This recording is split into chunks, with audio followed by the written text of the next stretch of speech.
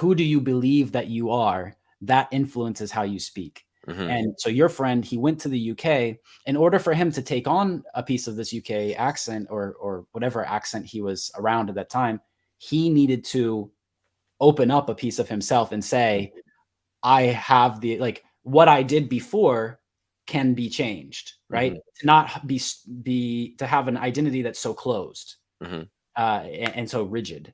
And so like that is my story 1000%. Like I was born in Germany. So like people hear that and then students will be like, oh, you're German.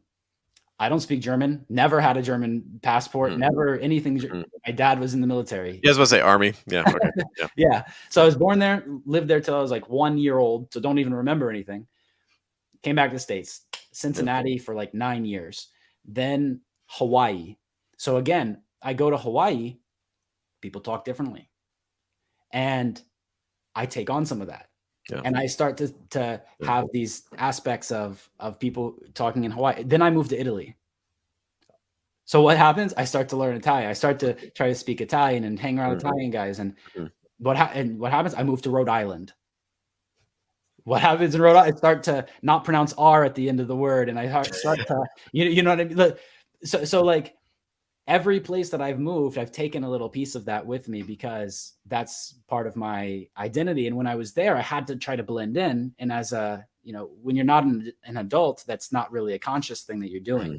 And so that's kind of how I got to where I am now, where it was just like, I have to take in all this stuff. And like, if you want to learn another language, I feel like that's really key too. There has to be a place in your identity where you find the English speaker within you, right? That's what I had to do for Russian. I remember my first month there, I was in a teacher training with this girl from Minnesota. We're on a bus and I was talking about you have to allow yourself to become a little bit Russian so that you can like feel the language and like understand the context and try to get into it. And she was like, I don't want to, like, I don't need to change who I am to learn Russian. That's what she said.